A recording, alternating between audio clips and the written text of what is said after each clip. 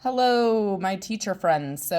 I made this really cool watercolor art painting picture drawing to go with our science project where we tested paper airplanes to see what would fly the furthest. Would it be cardstock, loose leaf paper, or construction paper? So I kind of wanted to incorporate some art since we don't get to do that a lot together as a class with that for the bulletin board. So this is what I came up with. This is watercolor paper.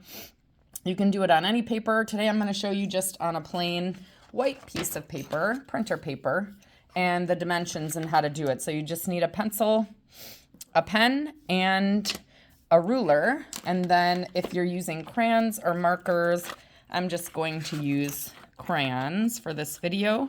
I need a gray crayon for my shading, and then you can use whatever background color. For the one I did before, I did purple watercolor. Maybe today I will do yellow just because it'll be easier to see and to color. So I kind of angled my paper here, and depending on the size, I'm kind of making a smaller airplane. Here's the design on a loose leaf paper, and I've kind of measured it out for you to help the kids learn how to use a ruler and talk about measurements and those things as well. And I kind of wanted to have my airplane in the corner so that I could add these kind of loop-de-loops where it came from. If you're using a smaller piece, you can just do one, but it's up to you, or it's up to them. They can do as many little loop-de-loops as they want. Okay, so first I would just, where do I want my airplane to start? I'm going to make a little dot with my pencil, and make sure you're using your pencil first. Let me zoom in there. All right, so from the beginning, so I'm going to use this end, and I'm going to count back 4 inches. So 1, 2, 3, 4 to 8. And I'm also going to make another little dot, and then I will connect them. Make sure you are teaching them to line everything up. And since we are using a pencil, I think the most common thing we do wrong with a ruler is that we don't start at the line. The kids want to start at the end, right? And we're using a pencil so that we can go back and kind of fix our mistakes here before we darken it up to have perfection. Okay, so I just have one line there, and then across I'm going to do 3.5 inches. So here, and I'm also going to make an isosceles triangle where these two lines are going to be the same, and then the third line across the bottom is not going to be the same. So I'm going to make this line, oops, I lost my pencil, to 3.5 inches and put a little dot. The dot helps the kids kind of measure everything up too. And I don't want to make my pencil markings very dark. I want to have them kind of light. I'm doing them dark on here for you so you can see the markings. And then all we have to do is connect the triangle. Line up the dots and connect like so. All right, so we are also going to find the center of the triangle, and we are going to do about 3/4, 2 dots 3/4 of the way. So start one right at start, and then go 3/4, which is about there, and make 2 dots, just like that. It doesn't have to be perfect. It's a paper airplane. They're not always perfection. And then I'm just going to go ahead and erase the middle part. So I have those 2 dots there.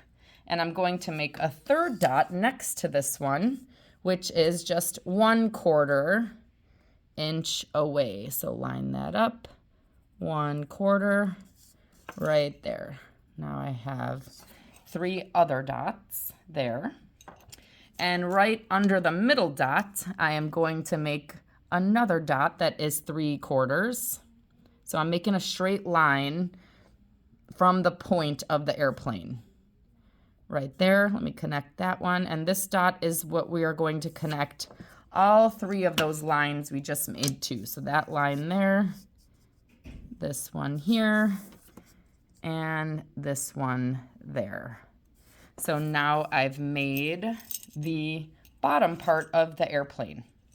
From there, I'm going to connect these 2 inner dots to the point. So line up your ruler and connect. Then move it over here to the middle dot and connect.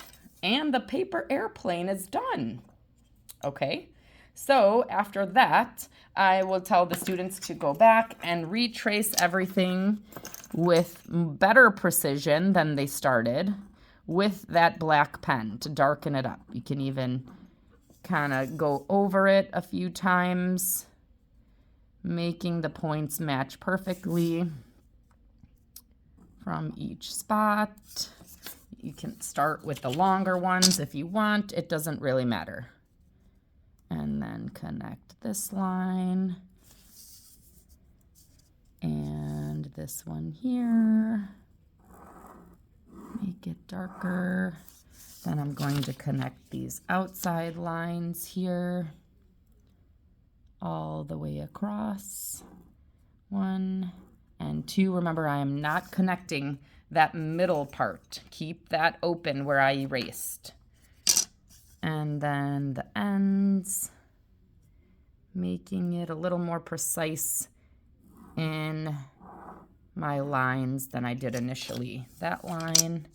And remember, it's okay to flip your paper around being an artist. Actually, it helps make you a better artist. Maybe when you turn the paper a certain way so that you can color it or paint it or do whatever you have to do. Okay, so there's my little airplane. Now I'm going to go back and I'm just going to gently kind of erase the dots, get rid of them, and the extra pencil markings, like so. If you have a lot of erase marks, the way you can get rid of it is to not choose yellow as your background. You can choose a darker color to where you are going over them with pencil. So there is my paper airplane. Now we got to do the shading. So we're going to color the inside triangle of the plane with a light gray, and then this little teeny triangle on the outside, we're going to go a little bit darker. So I'm going to start with that darker one, and it's just a shading. Shade that in. Remember to stay inside the lines, and then I'm going to go easy, very light with that inside color. It's just representing it, and you'll see it kind of gives dimension to the airplane because it's still white, like so. All right, then you will take your choice of color and do not color inside the airplane. Color all around it. For sake of time, I'm just going to go a little fast. If you are painting instead of coloring, you can do this on a canvas. You can do this like I did on watercolors, whatever you want to do. So just for time's sake, I'm just going to kind of quickly color the background, not fully completely in. The kids can take more time doing that themselves. I'm just giving you the general idea where the background is going to be a color. Okay, so it's colored in completely and better than my quick one here. All right, and then you're just gonna get creative with the coloring. And I'll put this up here again with the dimensions so you can pause it and freeze it. But for this one, I did some, if you can see it, I did some cute loop-de-loops. I'm gonna take my black crayon, or you can even do the pen. If you wanna do it with pencil first, I do highly recommend that. And you're just going to make little dashes starting from the end of the airplane. So just start making some little loop-de-loops. Let your wrist come off. They go backwards and maybe out of the picture there. Then you can go back with your pen or even a crayon and trace them up. So that's what the crayon looks like. Where did my pen go? Here it is. Or you could do it with a pen where you're just making these motions of where the plane came from. It flew in from the outside and did a loop-de-loop into your paper. And then if you started with pencil, which I recommend, and you did it lightly, you can go back and get those extra little pieces out. You can even do it with marker. But there you go. There is your finished project. And you can use anything, markers, colored pencils, watercolors, acrylic paints. It's up to you. So really quick, here are the measurements. I did 4 inches on the equal sides of the isosceles triangle. Then I did 3.5 from here to here. Then I went and made a 3/4 inch from the middle part. Doesn't have to be perfect, with these 2 lines here. And then another 3/4 inch from here. And then I just connected all of these and erased that middle part. But that is it. Hope you enjoy. Have fun.